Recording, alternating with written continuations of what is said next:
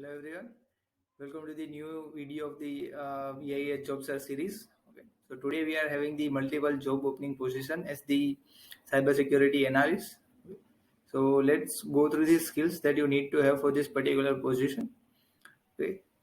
You need to have the good understanding in the web application, mobile application, and especially in the Android application penetration testing. Okay. So like what are the different type of vulnerabilities? Okay.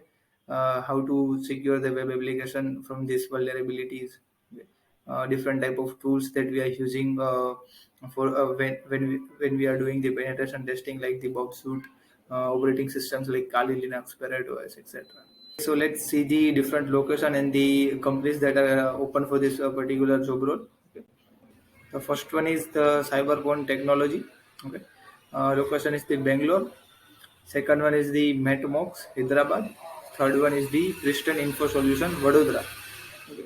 So you can send your updated resume or CV on this particular email addresses. Okay, you can see on the screen. First of all is the smriti.r@cyberpon.com.